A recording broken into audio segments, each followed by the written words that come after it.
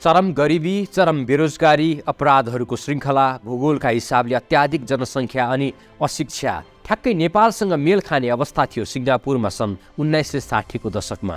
यस्तो अवस्थामा रहेको देशले 15 वर्षको अवधिमा चमत्कार गर्यो र अहिले एसियाको शीर्ष धनी राष्ट्रमा दरिएको छ।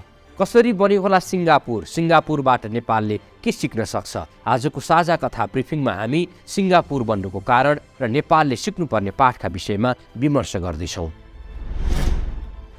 संस्कृत शब्द सिंह र पुरबाट बनेको हो सिङ्गापुर, जसको अर्थ हुन्छ सिंहको सहर। संयोग नै मान्नुपर्छ, दक्षिण कोरिया, हङकङ र ताइवानसँगै एसियाका 4 बागमध्येको एक हो सिङ्गापुर। सिङ्गापुरको नाम आउँदा भूगोल र क्षेत्रफलका हिसाबले धेरै सानो देश भनेर चिनिन्छ, तर सिङ्गापुरको परिचय भने विश्वका ठुला ठुला राष्ट्रभन्दा धेरै फराकिलो छ। प्रति व्यक्ति आयका हिसाबले अहिले विश्वका 5 शीर्ष धनी राष्ट्रको नाम आउँदा सिङ्गापुर देखिन्छ।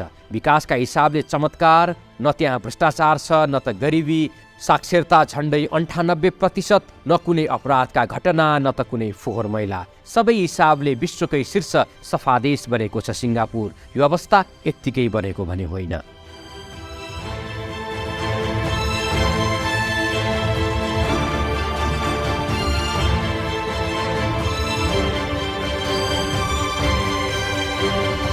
नेपाल जस्तै जातीय विविधतामा एकता बोकेको देश हो सिङ्गापुर, जहाँ चीन, मलेसिया, भारत लगायतका देशबाट आएर बसेका नागरिकहरू नै अत्याधिक छन्।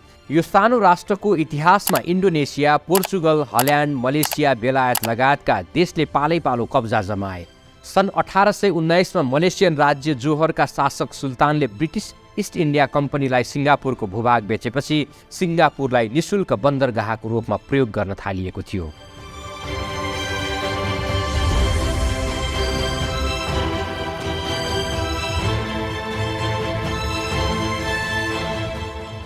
त्यसपछि मात्रै सिङ्गापुरप्रति विश्वका आम मानिसको चासो बढ्न थाल्यो। टिन र रबरका लागि प्रख्यात रहेको सिङ्गापुरमा अर्को विशेष आकर्षण थियो अफिम। ब्रिटिस शासकहरूले बङ्गालबाट अफिम लगेर सिङ्गापुरमा प्रशोधन गर्दै बेच्न थाले। अफिमको नसामा सिङ्गापुरका जनताहरू लट्ठिन थाले। लट्ठिनन् मात्र, त्यहाँ अपराधको श्रृङ्खला भत्तै बढ्यो। त्यही समयमा जापानले सिङ्गापुर कब्जामा लियो र देशको अवस्था झन् बेहाल भयो। खानाको अभाव थियो, बेरोजगारी व्याप्त थियो। सिङ्गापुरका महिला तथा युवतीहरू जापानी सेनाका शिकार भए। युवतीहरूमाथि चरम शोषण र दमन गरियो। फेरि बेलायतले सिङ्गापुरमाथि कब्जा जमायो, तर सिङ्गापुरलाई कङ्गाल बनाएर छोडिदियो। 1965 सम्म मलेसियाको एउटा भूभागको रूपमा रहेको सिङ्गापुरको कुरूप इतिहास छ। कुरूप इतिहास भए पनि सिङ्गापुर अहिले विश्वकै सुन्दर देश बनेको छ।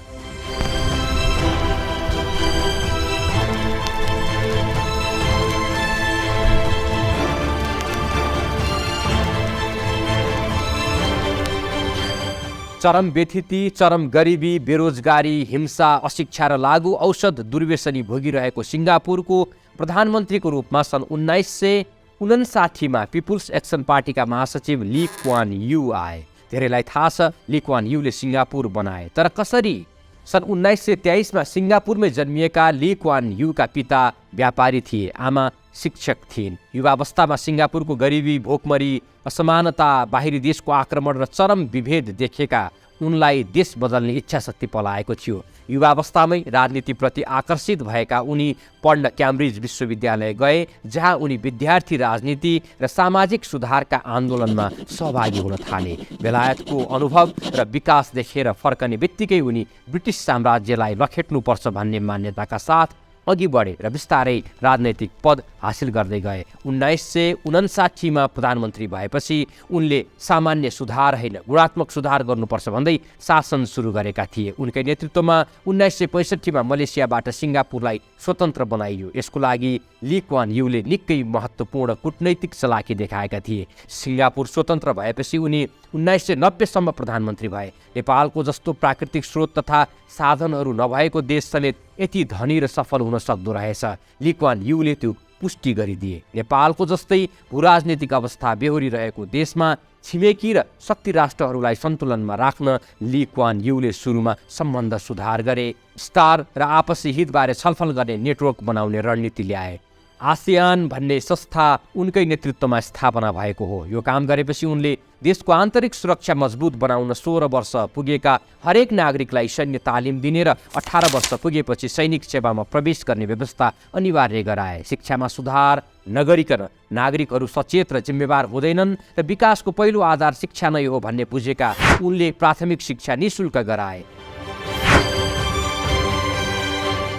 सरकारले नै धेरै स्कुल र कलेज स्थापना गर्यो। प्राविधिक शिक्षामा जोड दिइयो ताकि हरेक नागरिकको हातमा कुनै न कुनै सिप होस्। सिङ्गापुर स्वतन्त्र भएपछि छोडेर जान खोजेको ब्रिटिस संरचनालाई केही समय देशमा बस्न आग्रह गर्दै उनले उत्पादनमुखी उद्योग धन्दा सञ्चालन गर्ने रणनीति अख्तियारी गरे।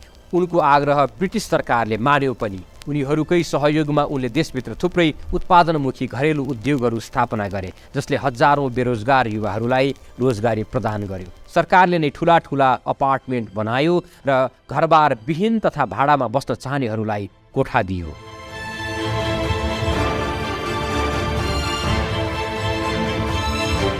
विभिन्न धर्मका कारण देशमा समस्या आउन सक्ने अनुमान गरेका ली क्वान यूले धार्मिक सहिष्णुता वृद्धि गर्न देशलाई धर्मनिरपेक्ष बनाए अनि सरकारले बनाएका अपार्टमेन्टमा सबै धर्म मान्ने र अल्पसङ्ख्यकहरूलाई प्रतिशतका आधारमा बसोबास गर्ने व्यवस्था मिलाए ताकि उनीहरू एक आपसमा घुलमिल हुन सकुन्।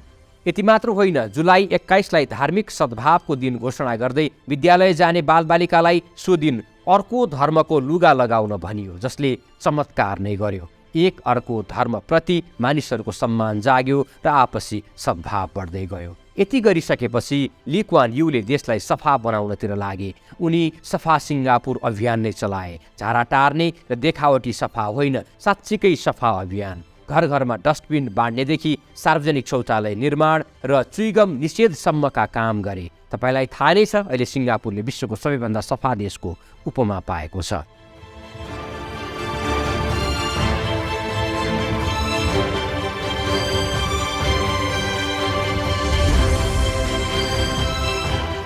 सुकुम्बासी समस्या समाधान गर्न ली क्वान यूले 26,000 बढी सुकुम्बासी परिवारलाई ठुलो अपार्टमेन्ट बनाएर स्थानान्तरण गरे। उनीहरूलाई दैनिक जीवनमा चाहिने बिजुली, पानी लगायत निःशुल्क गरिदिए। सरकारले निर्माण गर्ने सार्वजनिक भवनमा बस्ने मोडल उनले अरूका लागि पनि लागू गरे। सिङ्गापुरमा 80% मानिसहरू सार्वजनिक भवनमा बस्छन्, जहाँ 4 आने जग्गा र घरको लागि सङ्घर्ष र दौडधुप गर्नु पर्दैन। अहिले काठमाडौँ महानगरका मेयर बालेन शाहले गर्न खोजे जस्तै ली क्वान यूले पनि सडक व्यापारलाई व्यवस्थित गरेर तोकिएको स्थानमा व्यापार गर्न सक्ने व्यवस्था मिलाए। निजी गाडी प्रयोगलाई निरुत्साहित गर्दै सार्वजनिक यातायातमा जोड दिए। निजीकरणलाई समेत निरुत्साहित गर्दै सरकारले नै यातायात, ऊर्जा र मिडिया क्षेत्रमा लगानी गर्यो।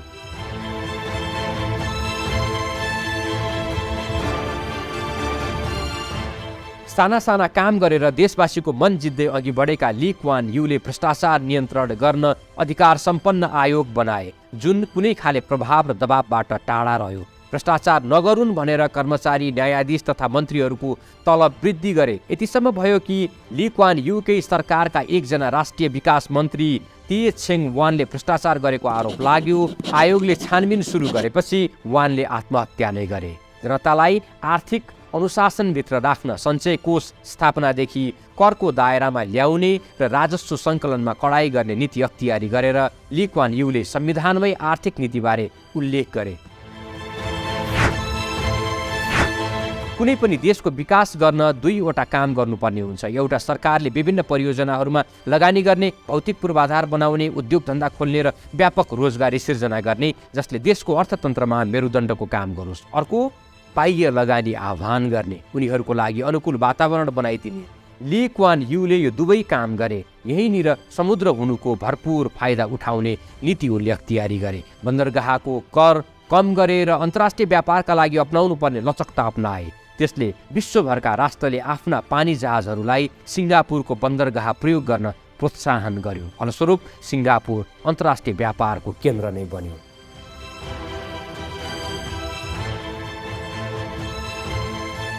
सन् 1990 सम्म प्रधानमन्त्री हुँदा ली क्वान यूले आफ्नो मन, वचन र कर्म देशका लागि लगाए, जसले सिङ्गापुरको अलग पहिचान बन्यो। कुनै समयको सुक्खा तथा रुखो ठाउँ सिङ्गापुर अहिले हरित सहर भनेर विश्वका लाखौँ मानिसको ध्यान खिचिरहेको छ।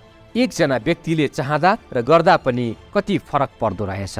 नेपालका शासकले चाहिँ कहिले सिक्ने। नमस्कार।